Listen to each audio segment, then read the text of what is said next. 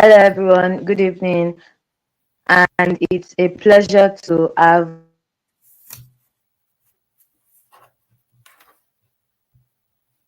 an answer session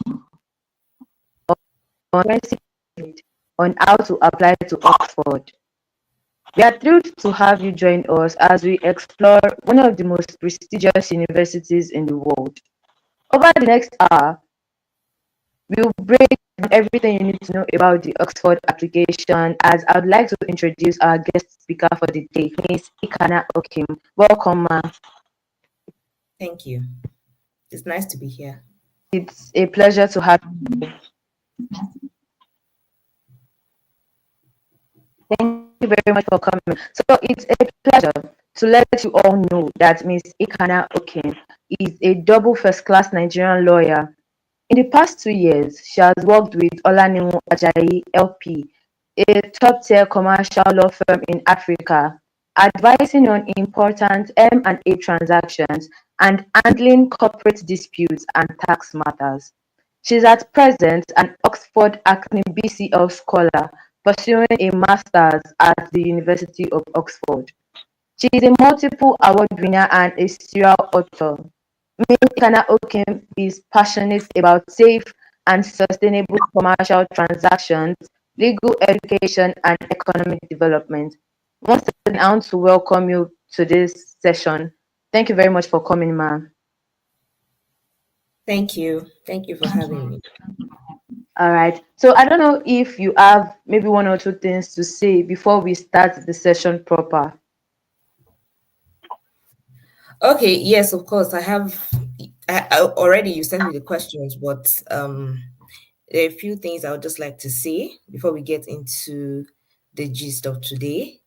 And the first thing is if you're here, then it means that you're looking to apply to Oxford or to any other top school around the world.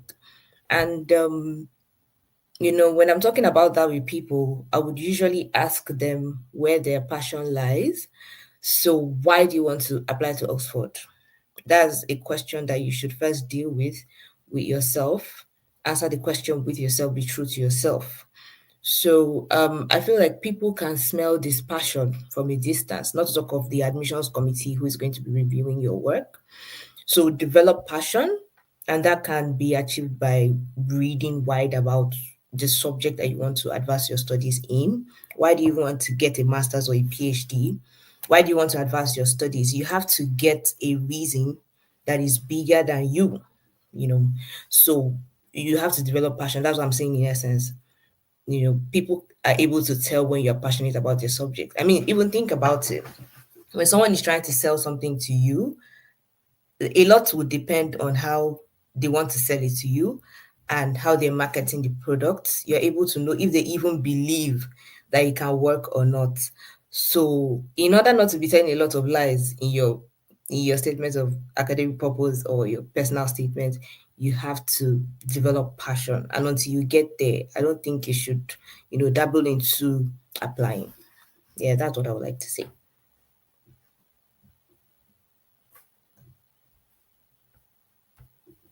I can't hear you. You're muted. In case you're speaking. All right. Thank you very much for that, ma'am. So I believe the people that are actually watching this live or maybe later would be certain that before they can actually say they want to apply for Oxford. Am I right, ma'am? Correct. All right. So this leads me to the first question for the evening. So, okay, people want to apply to Oxford because they think, oh, Oxford is one of the best universities in the world. It's a prestigious university as well. And once you are an alumni of that particular university, you'd be held in high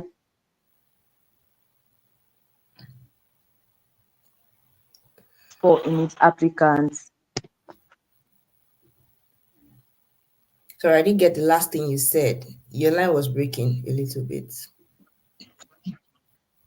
Oh, sorry.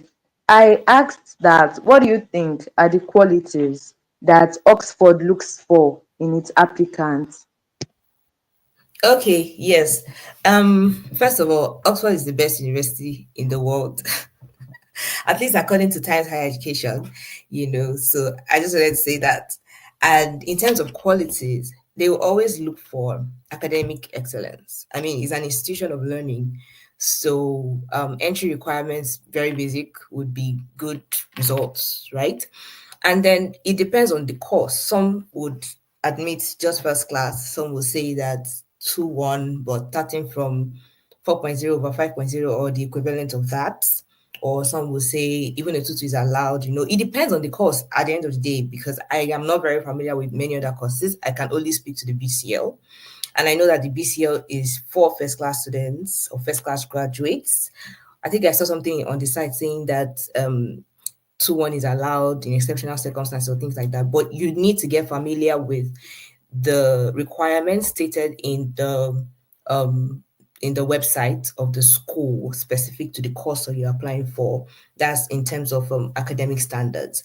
And then the second one, which I think people who have good results should also pay attention to, because it's not enough to just have like good grades. There are a lot of people like you who have good grades from all over the world. So this other factor is it's very important. I think it is important, right? I'm not on the admissions committee. I just want to say that I'm only speaking from the perspective of someone who has applied successfully and who has done a lot of research before sending in my own application. So this is the point of view that I'm speaking from. So in terms of personal drive and motivation, that's the second point I wanted to make. In terms of that, I think it links to the first thing that I said before you asked me this question. You need to be driven. You need to be able to, communicate why you're motivated. So you need to sell yourself as someone who is important or who is going to be important. Let me tell you a secret, not necessarily a secret, but something that you probably have not just paid attention to.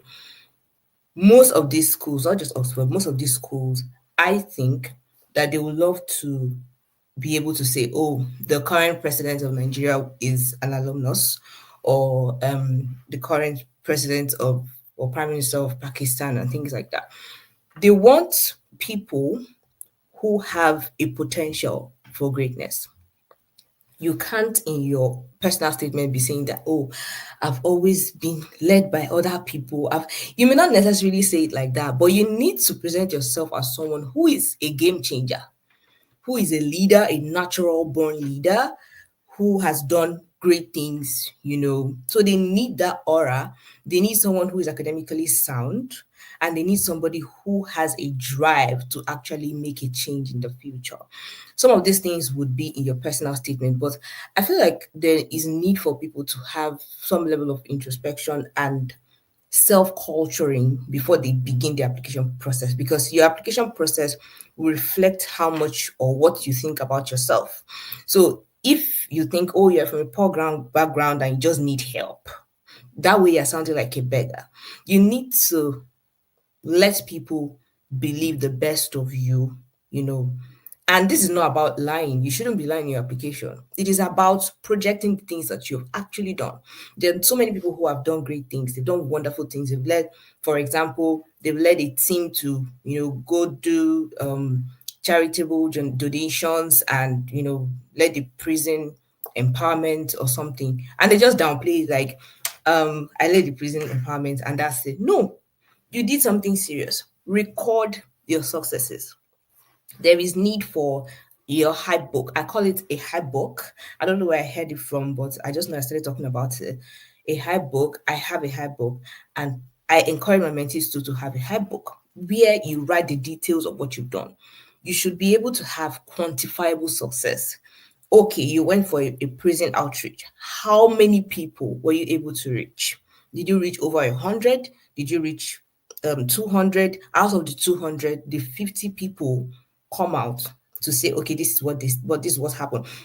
If people send you a text message on WhatsApp, oh, this is what you changed my life through that program, you can have it screen grabbed and saved in a document so that you can put it, and just, you should be able to record your successes so that they can be quantifiable. I don't know if you understand that. So it's not just for you to have results, academic results, and just think that that's all. That's not all. You should be able to speak of the other things that you do, project yourself as a natural born leader and as a world changer, because that's what they're looking for, right? Not in a way that you're lying, but in a way that you are not downplaying the things that you actually are. So, yes, another thing is excellent writing skills. So I usually would say that if you listen to me a lot, you get tired of this. I'm sure you're already tired of this. Learn communication skills. If you can't speak, ensure that you can write, or both. Just ensure that you're able to relay the things that you have going on in your head in a manner that is stylish, it's good, just in a way that people can understand what you're saying to the greatest extent. So your writing skills will be very important in your Oxford application, because you're going to be sending a written work. That's what it's called a written work. And in that written work, they just want to see your writing skills essentially, and research skills. I don't know about many other courses, but I can tell for the BCL, the MLF, I don't know the rest. Some of them may be different, right? But for the BCL, for example, you would have to say something about a new area of law or your area of interest, and then write something. Because judging by how the application process is in Oxford, you see that the personal statement is about 800 words, usually about, it was for me, 800 words, and you don't really get to say as much. But then your written work is like way more in terms of word count. So they want to see what you can actually write, your research skills, your writing skills, and all of that. So if you've not started your application, or you're looking to apply next year or in 2 years, start brushing up your writing skills. You have to learn how to write well. I'm not sure it's something that you can play with. And then the last thing is attention to detail when you are doing your application. Why this is important is because there's so many instructions in the application process. So if the question is write your last name, and then you write your first name there, you're not paying attention. So it is quite convoluted, but you need to be able to navigate and just find your way, and ensure you're not in a hurry. Start your application way before, and just ensure that you are actually answering the questions that you are being asked. Because I think the bias is, like I said before, I'm not on the admissions committee, but I think the bias is, if you are not able to answer simple questions like why should you come to our university, that's what I think it is. So pay attention to those things, ensure that you're answering the questions, and ensure that you don't have typos, unnecessary typos in your essays and all of that. Yeah, that's what I'll say.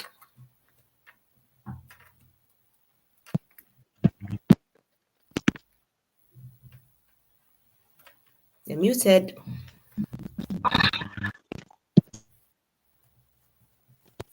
Right. I can't hear you.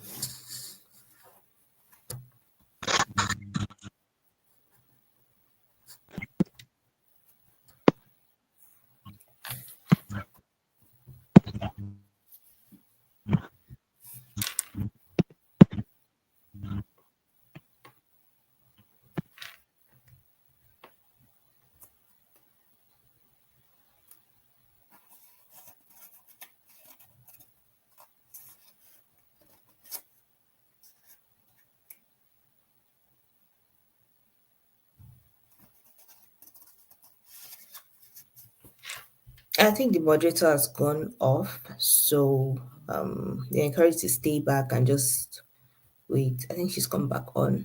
Hi, Tunde. I'm sorry for the break in transmission. It Okay. was a little mishap. Okay, thank you very much for that wonderful answer.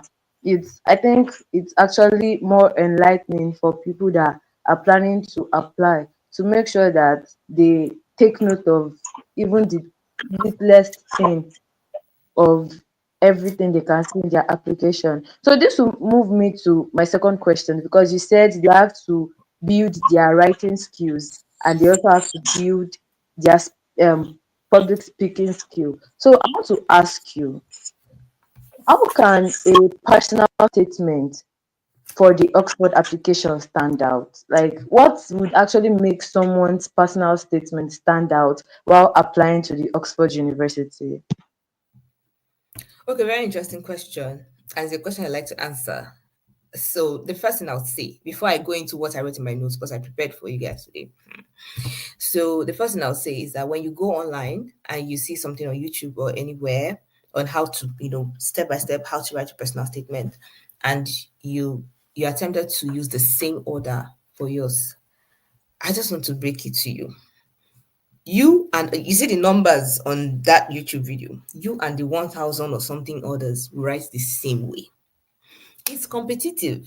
That's what I need you to know. It's competitive. Like, no matter how good it is, there has to be some outstandingness, if that word exists, to it. So you need to be different in a way that is still allowed, within the precincts of what's allowable, but still be outstanding. And this is the way to do it. Storytelling will always set your personal statement apart. You cannot have the same story as every other person in the world. Your story is unique to you. So you have to learn to tell your story well and tell it with a little bit of wit. This always helps. So it's not like you're putting a lot of humor and you want your admissions committee to go ha ha ha. No, I don't think that's allowed. But what I'm saying is you should be able to, in a stylish manner, tell your own story. So if you grew up in a riverine area, you can just say something about how rivers and dreams meet. I just thought that up. I did not prepare for that. But just to let you know and let you have an idea of what you should be writing. So try to be original, try to tell your own story, and don't be robotic. Remember that the members of the admissions committee, they're human beings. They're not machines. They're human beings. It means that they're impressionable. So you need to just be original, tell your story. Don't write it like you're writing to a machine or some robot. Write in an original and in a an interesting and relatable manner. So the second one is that Oxford personal statements, like I mentioned earlier, are very short. So you have to make the most of every point. You cannot afford to be telling stories that are not relevant. So make sure every point is relevant, every line is relevant. Like I said, for the BCL, you have like a space of 800 words. I don't know if it has changed this year, but and that's for yeah, just the BCL. So try to know what is required and just make even if the word count is 10,000, just ensure that every point, every sentence you make is an important point. So read about the course online, stay for long on the website, read about professors. So there's this thing, I call it a magic wand. When you're making an application, ensure that you're making references to the resources that they have in that school. People usually would sound like, oh, I want to go to Oxford because it's in the UK and the UK is a whatever metropolitan, whatever city or country, great opportunities. Don't sound like that because you are sounding like you're sounding robotic. Everybody's going to be sounding like that. Like that's a very popular line. So how about you just go read about the professor that you want to interact with just because you're in Oxford, even if it's not a research based course, even if it's taught and you have to interact with a lot of lecturers and pick courses and things like that. But it shows that you have done your research. It shows that you know exactly what you're talking about. So you can go to the website. These schools' websites are usually open. You can go to the website, search for a lecturer that you know has your kind of interest. Actually read their work so that you would have a full and robust idea of what that lecturer does. And when you're inserting it into your personal statement, it can make sense. It can be full, concentrated, and just find a place in your personal statement. So you are saying something like you want to be able to interact with this person. You know that Oxford has good what now publications, whatever materials, good personnel, yeah, professors that are be able to speak to what you have done your research on and incorporate it into your personal statement, because somewhere in your personal statement you should be expected to say something about why Oxford, and you should be able to answer that question properly in an informed and educated manner, meaning that you should have done your research ahead of time. So, like I mentioned, stay for some time on the website before you start.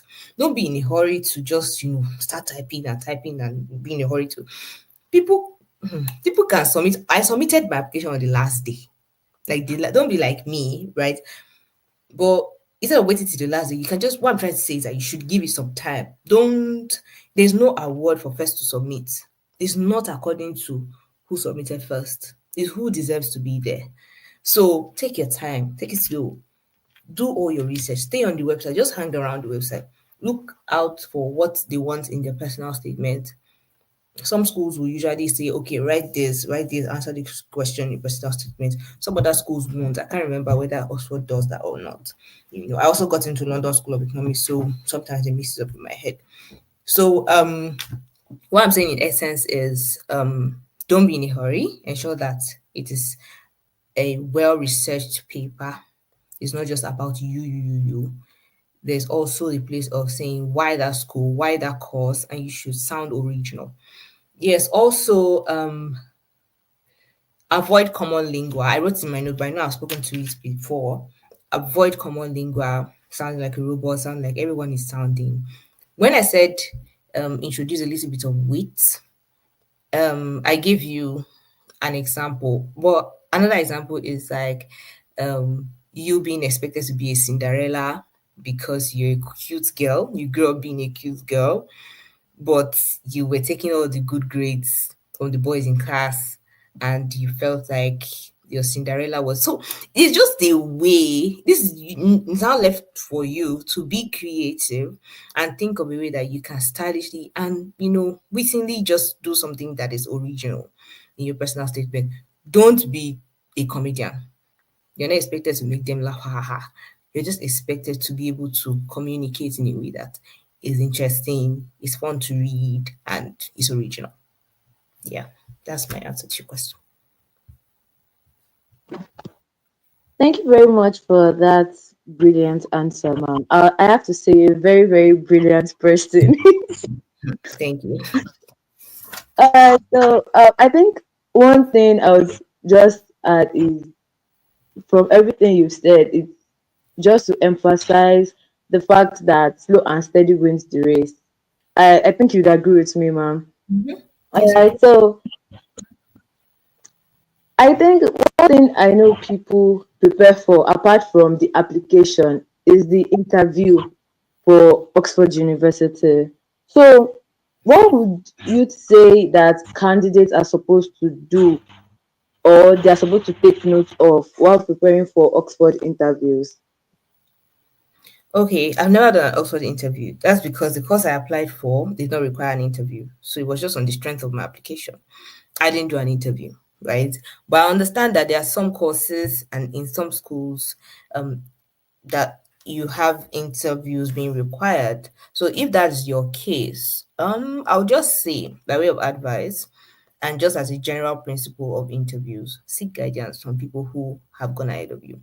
LinkedIn is a very wonderful resource. So you can just go to LinkedIn, type the school, type the course, and literally everybody who has that on their profile will pop up. You should be able to send cold emails, cook up a very nice email, send it to the person maybe via a message on LinkedIn. I remember subscribing for LinkedIn, what's that thing called?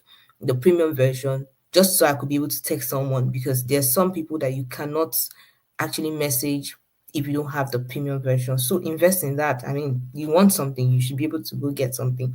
So you can just email them and tell them to give you tips on the interview. People are almost always willing to help you, right? So you can just do that, seek guidance. The second one is ensure that you don't limit your preparation to past questions. You already understand what I mean by past questions. So someone will say that, okay, these are the questions I usually asked, and then that's all you prepare for. You're going into the interview room, whether virtual or anything, as a robot expecting those same questions and with prepared answers. That already defeats the aim of an interview. And I don't think anybody, whether it's school or anywhere, would always recycle questions to ask you. I don't think that works because it defeats the entire purpose of the interview. In the interview, people would like to just know you, on a person to person basis, and just get to know what drives you and how passionate you are. So when you're talking, you can't be like you're slouching and you are like, so I just talk with passion. They add a little bit of drama because I mean, people are impressionable. I always say this. So just talk like you want this thing that if you don't get it, then the world is in trouble. So in that kind of way, with a lot of passion, and you're like, oh, I'm the next big thing to happen. Not necessarily have to say it like that, but just to let people know that it's it's going to be a very good idea to have you on board. So that's the energy that you want to pass on in your interview. Be original, be very original. Don't try to copy past questions in code. Don't try to expect recycled questions. It almost always doesn't happen like that. Yeah.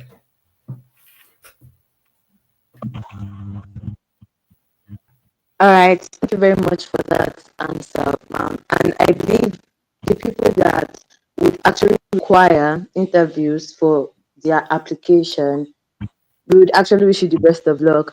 So, moving on to my next question. When we started this session, you talked about the fact that not just grades are important, but also the things that you've done because they want people that have made impact. So I want to ask you, apart from making an impact, how important do you think grades and references are to the Oxford application? Grades and references. So grades are very important, like I'd already mentioned, although there are some exceptions that you always find. Always check the website that speaks to the particular program that you're applying for and just get familiar with what the requirements are. There are exceptions sometimes, and you could be the exception. you know, I don't know, but the school has its own eligibility requirements and all of that. So you can check that different standards for different schools, different standards for different courses. On references, read very well before choosing your referees. This is what I mean. So in some courses, you would have three academic references. That's very typical in Oxford law. Three, meaning that they should all be academic. But sometimes you see an instruction saying that, oh, if you are not able, or if you have graduated more than 5 years prior, or you are not able to reach your academic supervisors, you can get professional references. Just imagine someone did not read that bit and say, oh, three academic references. So I'm not qualified, I'm not doing it again. Just ensure that you put your head down and you read through all the requirements. Look out for those exceptions, look out for those other things. There are sometimes that you would um you will see in some, I cannot remember which school now, but you will see in some school websites that if they don't find a particular reference letter suitable, they would reject it and ask you to provide another. And then there's this thing about references I want to say. Don't reach out to your referees 2 days to the deadline. Nobody's going to answer you. These people are very busy. You cannot be doing that. You can't do that. You would miss out on the opportunity because you're not proactive enough. Reach out to them 1 month prior, 2 weeks prior. In my own philosophy, at least 2 weeks prior, because that's the philosophy I have. I just have, you should, this is not even about philosophy or whether they're busy or not. I think it's just proper to give people sort of heads up on what you want them to do for you. Then how to write cold emails, those things to save your life. Tell them, remind them of who you were, just in case you are you were in a large class or something. You can just remind them, oh, this was the set that I was in, this is what I did, and things like that. Oh, they'll be able to remember. If you have some of your projects saved online that you did for the class, you can just send them links and just refresh them, especially if you graduated a long time ago. So you can just do that and reach out to them early. Read the instructions very well so you know the right people to reach out to, right? For example, you have an academic reference, you can't be reaching out to someone who did like an external tutorial for you outside the institution. Like it doesn't follow, right? So just ensure that you're reaching out to the right people. References are important in your applications. Thank you very much for that, ma'am. I actually believe people are taking note of this. They have their writing materials with them so that they will be able to make sure they don't miss anything you are saying. So, ma'am, as an international student over there, what would you say are the scholarships available? And you're a scholar. So, what do you think, or what would you say are the scholarships available for international students? Okay, yes, very fantastic question because you can have admission and you don't have the money to fund it through. I mean, that's usually the case in most African countries. You know, scholarships are as important as the admissions themselves. So now I'm just going to be doing a little bit of breaking down for you. The first one is internal versus external scholarships. The internal scholarships are the scholarships that you find within the institution. The external scholarships are the scholarships you find outside the institution. Chevening is an example, Commonwealth Shared Scholarship, Commonwealth Scholarship, and all the rest of them. They are outside the institution. So you get it, and then you would now rely on your admission in any of the schools in the UK or things that usually sounds like that, and they'll fund it. Internal scholarships are scholarships that are provided within the institution, like I said earlier. Like my scholarship right now is an Oxford scholarship tenable within a particular college. So that is very important. You need to be able to do your research. What do you want? I never applied for any of the external scholarship because I did not, I was not a fan of those. Don't be like me. Please spread your wings. Ensure that you are able to apply to everything and anything. But I just felt like I was going to get I'm weird like that, a scholarship within the university and things like that. So those are the things that are also very important. And I also think that internal scholarships are less competitive than external scholarships. So in Chevening, for example, now you have people who are going to go to almost all the universities in the UK. Meanwhile, an Oxford scholarship is just for people in Oxford. So the number fighting for that scholarship was reduced, right? So that's it. Then for Oxford, I'm going to bring it down to Oxford. So in Oxford, some scholarships are attainable within colleges. Oxford is a colleges institution, just like Cambridge. We have different colleges. I'm currently a Wadham, scholar, and my scholarship is tenable within Wadham College, right? So there are some scholarships that you find. I don't know of any other one, but I mean, there's some scholarships that are only tenable within certain colleges, and you need to be aware of them so that you can prepare. Now, this is where I'm going to give you a particular hack. The hack is get scholarship. Be aware of scholarships and target scholarships that are going to come down to you. That it seems as if they're talking about you. Let me give you an example. You are a woman.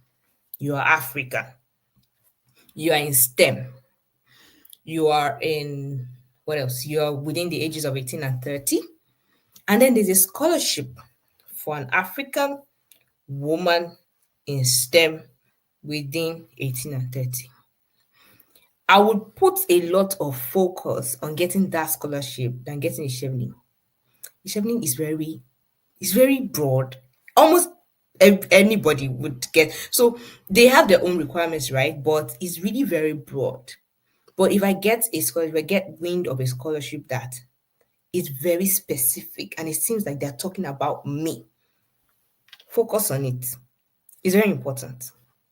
You know, my scholarship is very direct and very specific to the BCL course. There is another scholarship, Standard Bank. I'm not sure it was tenable during the time I was applying, but I think they're back now. I'm not very sure. But it was for Africans in Oxford. You have the AFOX Mastercard scholarship for Africans in Oxford. That's more specific. I'm sure you understand what I'm saying. Just try to get the ones that, you know, are very less competitive than others. The point is target all the scholarships. There is no sin in targeting all of them, but ensure that you are laser focused on the ones that apply to you. Yeah. All right, thank you very much for that. I hope the Sorry, there's people something else. listening. There's something else I want to say. Something else I want to All right, say. go on. Yeah. So the scholarship that I have, that is the Oxford Hackney BCL scholarship. I didn't have to apply for it. So there are some that would be considered alongside your admission process, your application material. So the one I have, I didn't have to do a separate scholarship application for it. I didn't do any interview for it. I was given an admission. The next thing I was admitted into a college. The next thing I was given an email saying that I'd gotten the Oxford Hackney scholarship. So it was just like that for me. I didn't do anything. So it was assessed, I was given on the strength of my own application. They didn't need to have any further interaction with me before giving me the scholarship. So there are scholarships like that. I mean, just apply and pray. Yeah. All right, thank you very much for that, ma'am.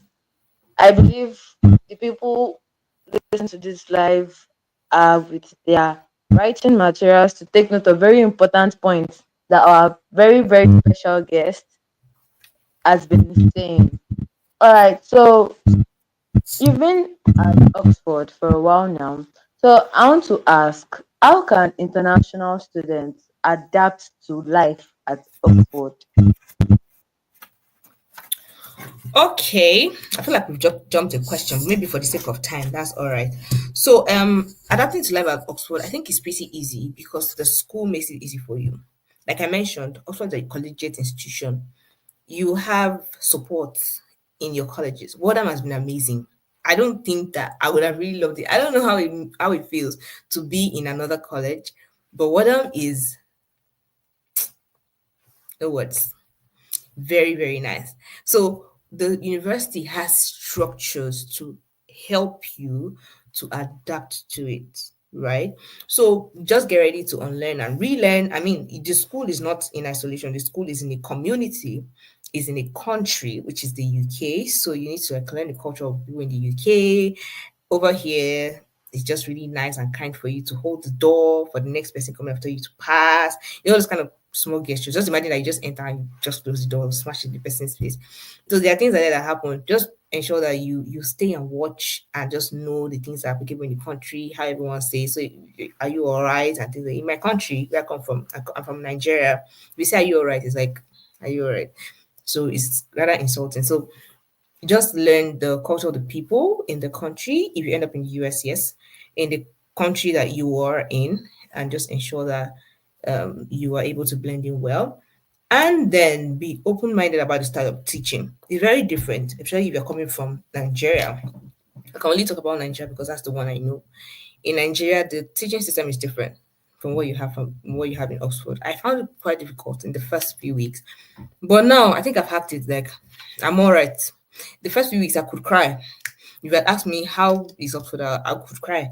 But now I'm okay, right? I've not finished reading. I mean, my program is just 1/3 done.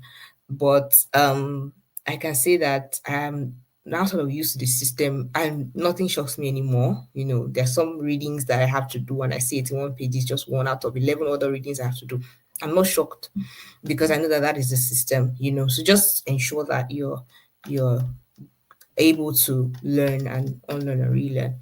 So another thing is I know there is a lot of advice out there on how you should network with people. That is good. That is great. I'm pro networking and everything, but don't be fake. People easily know when you're fake. When I say fake person, I know, you know. So don't be all over the place. Don't be a pest. Don't take selfies of people without their consent.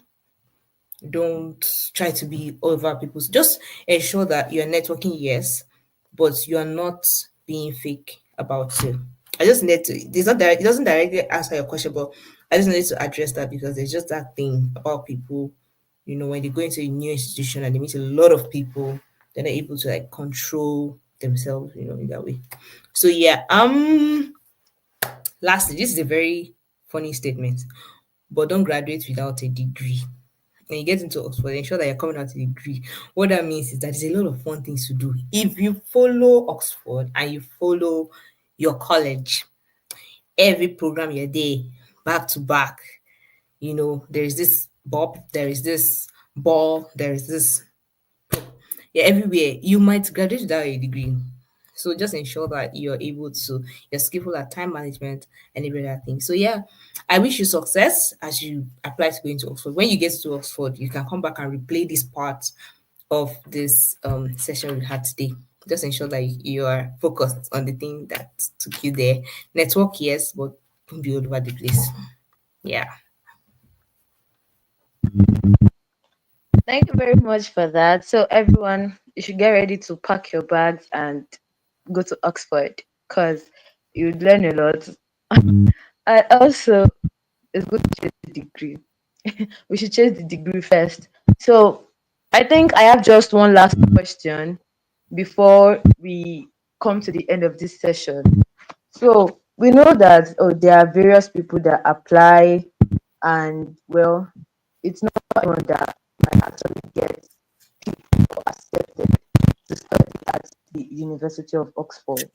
So, what would be your advice for handling rejections? So I think this is a we can talk about when I'm talking about applications, and that is because people who are accepted into programs are just like how many percent, I don't know, acceptance rates of different universities and different programs, but I know that we have many more people who will be rejected than would be accepted. And I like talking about this because people beat themselves up too much about it. And I'm not talking from a privileged position, like, oh, we can you got in. So while I've had rejections too. I've had like I think 3 rejections. So with every acceptance, a lot of people who have had acceptances also have stories of rejections that there's no need to talk about it. Like for me, I don't see why I should talk about it. If you are not asked, and there's no need for me. So some people will just say like all she does is win, win, win. It's not the case. There's so many people who have had rejections, and rejections are painful. And even if you know you were not exactly qualified for it, it's still painful. Not talk of when you are qualified for it. I think you should have gotten in. So why did I not get in? It can be really painful. But one thing to note, and the first very important thing to note is that what people say about you or to you do not define you. Anything anyone says about you does not define you. If they say, oh, it was really competitive this year, there was a lot of people who wanted to get in, but they can package it, but you will read it started with unfortunately is why using all these words. You already know that it was. I even know, just to tell you how familiar I am with rejections. I know from the heading of the email whether it's an acceptance or rejection, even before I open the email. Like that's how familiar I am with rejections. If it's an acceptance, the congratulations will be in your face. There is no way around it. But once you just start saying, oh, feedback on, yeah, it's not what I'll put it maybe in the evening or something. So it's okay to cry at all of those things, but just ensure that you don't over beat yourself about it. There are things that you should be doing instead. There is this story in the Holy Bible that I like to talk about when I'm telling people about handling rejections and things like that, and handling things that you have no control over. Is in Genesis 26, and it's the story of Isaac in the Bible. So there's just a story in that passage where Isaac dug a well, and the Bible says that there was a quarrel about it and something he has shut it. You go and dig another well. He dug like how many wells? So the Bible says like Isaac dug this well, something happened. He went and dug another well, something happened. He would travel to this and he would dig another. That is the attitude you need to have in life generally, not just when it comes to application. Go again. Go again. They said no, Abby, no problem. I'll sit back, do my homework well, and go again. You can't now be like, oh, this doesn't work for me. There are sometimes that you have to think about it and you're like, okay, this doesn't work for me, right? There's that. But you cannot make it an impulsive decision that is informed by the emotions that you're feeling just because you were rejected. Just ensure that you're able to sit back and learn what you need to learn. So rejection can be a friend in that you would know what to do and what not to do. You would be aware of the things that you've done before. Sometimes some people who have had rejection, some people know why. Some people know why. So maybe you are that person and you know why. That has taught you what not to do. So when you're going again, you know what not to do, right? You may not know exactly what would hit it, right? But you know exactly what would not. So see it as a learning opportunity, and this is very important. Okay, don't wait around trying to get better at your application. What I mean is, don't make your life all about application. What are you doing while you're waiting? What are you doing during that period? You should, it doesn't mean that, okay, I want to apply to a Harvard, I want to apply to an Oxford or to a Cambridge or LSE or something, and I'm doing something I don't want to be there, so I don't think I should apply for a job elsewhere, or I don't think I should take that course, or I want to take an ADR certification. ADR, for people who don't know, alternative dispute resolution, is a thing in legal practice. Or there's one ADR course that I will need to do for 3 months. I'm not doing it. What I'm doing, my focus now is on, but no, don't just wait around for it. Improve yourself. Do live as if you are not applying. Live, do the things that you would do whether you were applying or you were not applying. So just ensure that you are living your life. When you put all your eggs in that basket, it will keep paining you more. Ensure that you are who you are in spite of the outcome of the admissions body for you in with respect to your application, right? So let God give you peace.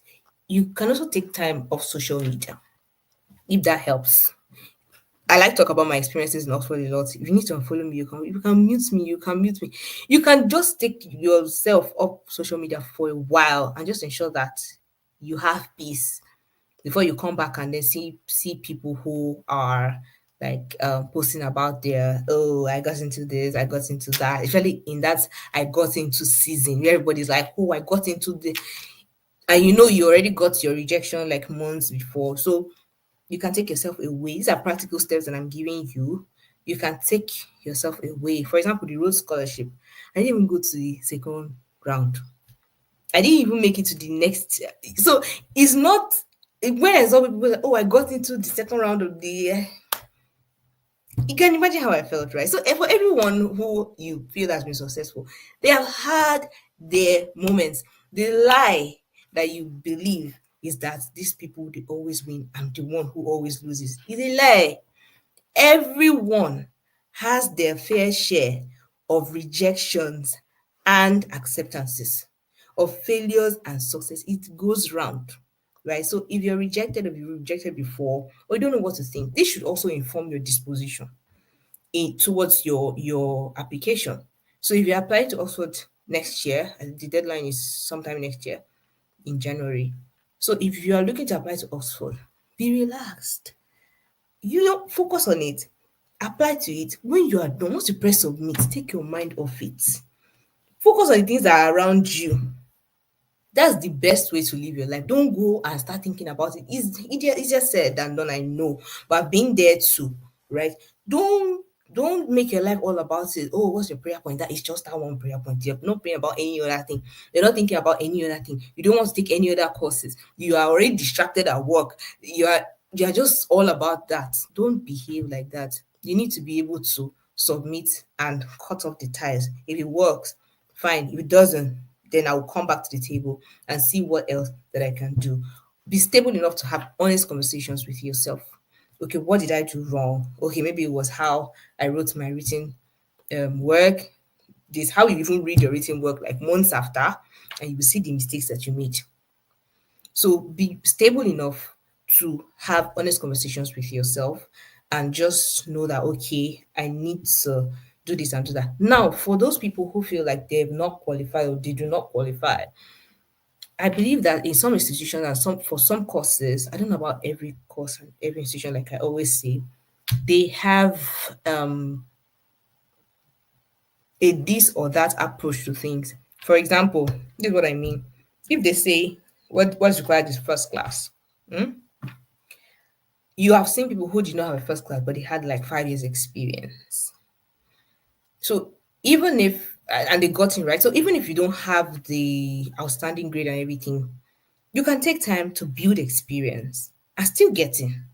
Do you understand? So you can look at other things that you know that you need to do to make yourself qualified at the end of the day at the end of the day, at the when everything is said and done, it depends on how you treat yourself, how you want to improve yourself, how your what your approach is to building capacity. It depends on you, right? It doesn't matter what Oxford says about you. It doesn't matter what Harvard says about you. Who are you? Why do you want to improve yourself? What do you bring to the table? What value are you going to add to any institution or organization that you get to join? You need to be focused on building yourself. Are you going to be an asset to any organization or any institution? Constantly answer those questions. And I mean, see you at the top. Yeah, that's all I can say. I just hope that I've been able to answer the question and give some comfort to people who are dealing with rejections. That has actually been very, very nice. I believe people that have probably been rejected a time or the other, once they listen to everything you've said, they're going to be motivated to put in more effort, to put in a lot of effort. Because even I, although I'm not in this situation, I've been able to actually learn a lot that can actually be very useful in the future.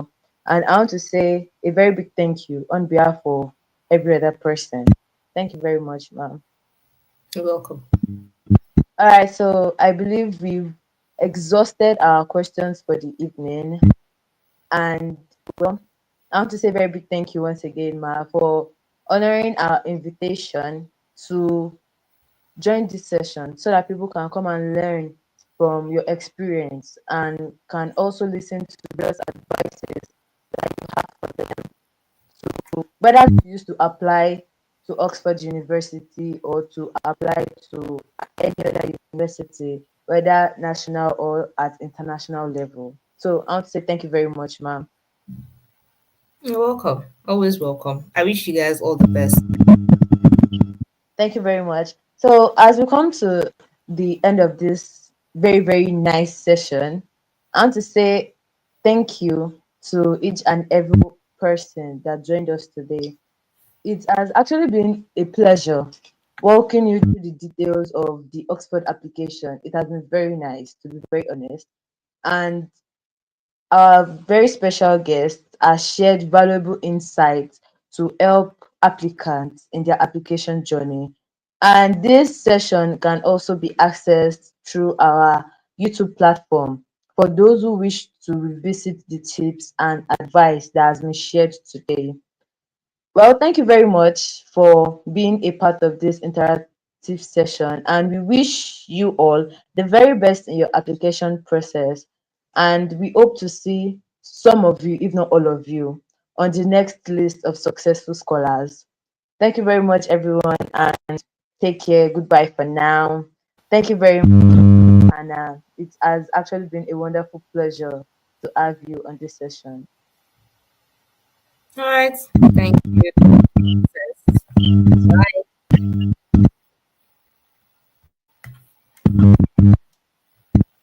We've come to the end of the session, ma'am. Thank you.